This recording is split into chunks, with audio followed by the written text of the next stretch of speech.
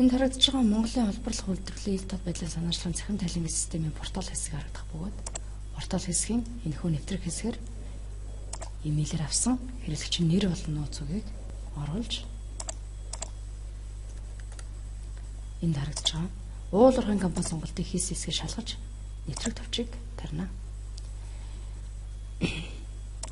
Ингээд нэвтэрсний дараагаар танд тайлангийн үндсэн хуудас харагдах бөгөөд нүүр хуудас гэсэн энэхүү линк дээр дарж буцаад портал хуудас руугаа нэвтрэх боломжтой.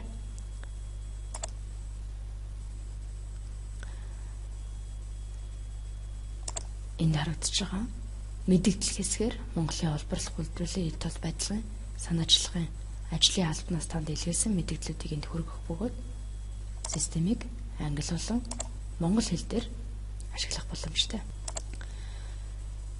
Энэ харагдаж байгаа компанийнхаа нэрийг хянжих шаардлагатай. Мөн өөрийнхөө мэдээллийг удирдах болон нууц үгээ солих гэсэн боломжууд байна.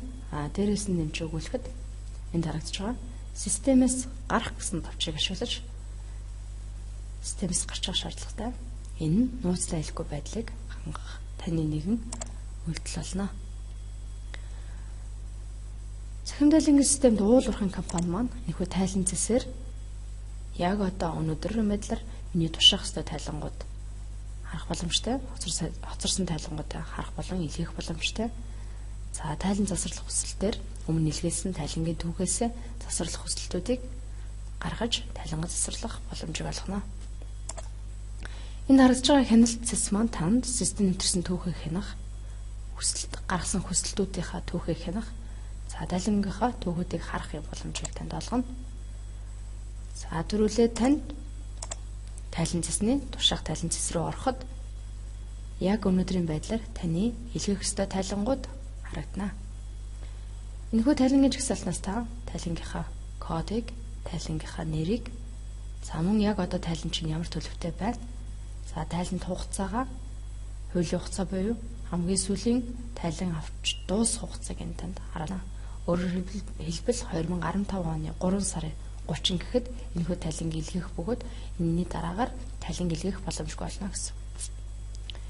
Энд нэг зүйлийг анхааруулахад курсор очиход тухайн үг маань доогоороо зураас болох нь энэ цаашаа задарна. Дахиад хуудас руу шилжнэ гэсэн мэдээллийг танд хүргэнэ. Тайлангийн зүүн дэд буланд тайлангийн тушаал харагдах бөгөөд баруун дэд буланд тайлангийн код харагдана.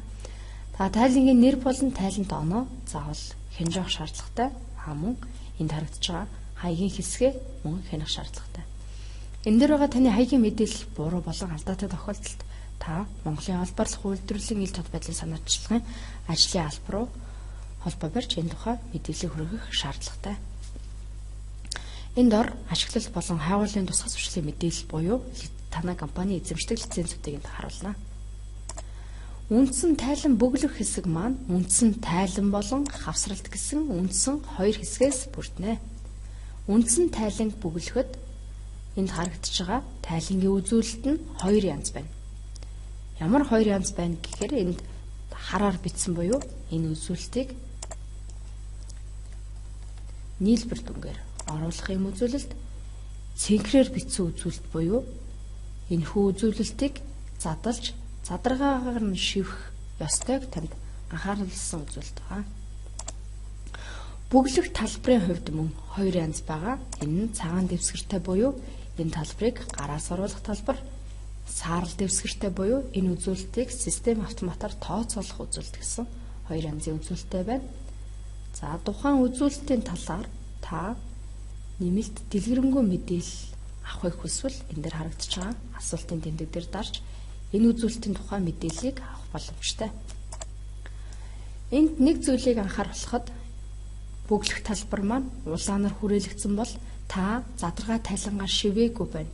Аль эсвэл задаргаа тайлангаар шивэхдээ энд харагдаж байгаа үндсэн тайлангийнхаа нийлбэр дүнгээс зөрсөн тохиолдолд энд улаан өнгөөр харагдаж байгаа. За энэхүү үзүүлэлтийн задаргаа хавсралт мэдээ рүү орох хоёр янзын боломж байгаа. Нэгдүгээр боломж нь тухайн үзүүлэлтэн дээрээ дарж хавсралт мэдээ рүү орох боломж байгаа. Дахиад нэг боломж нь энд харагдаж байгаа хавсралт зэсэн дээр дараад хавсралт мэдээгээ олоод шивэх боломж байгаа. За хавсралт мэдээг хэрхэн яаж бөглөх үү гэхээр энд харагдаж байгаа мөр нэмэх зэсээр хавсралт мэдээг бөглөж оруулна. Буцаагаад мөр устгах бол чиглэж хагаад мөр хасах товчийг дарж мөр хасгана.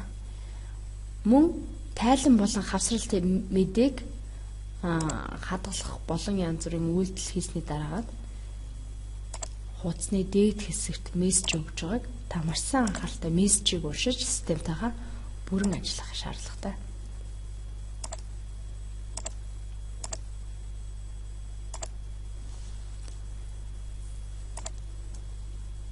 Ингээд эцэст нь хэлэхэд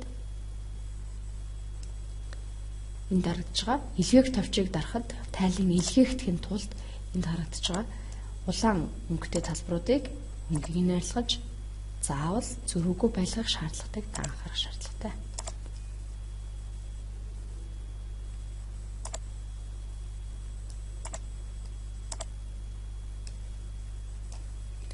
Мөн тухайн тайлантай холбоотой файлуудыг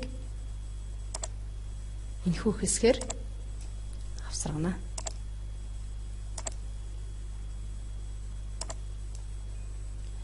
Энэхүү тайлан Excel-ээс импортлох, тайлан татах, XML-ээс импортлох, XML татах, хадгалах, илгээх гэсэн боломжуудтай бөгөөд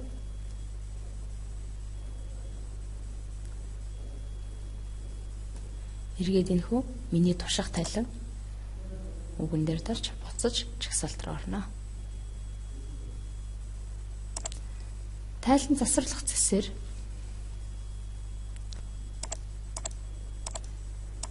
энэ хэсэгт таны илгээсэн тайлангууд харагдах бөгөөд хэрвээ та тайлангаа илгээгээгүй бол энэ хүсэлтийг гаргах боломжгүй гэсэн үг.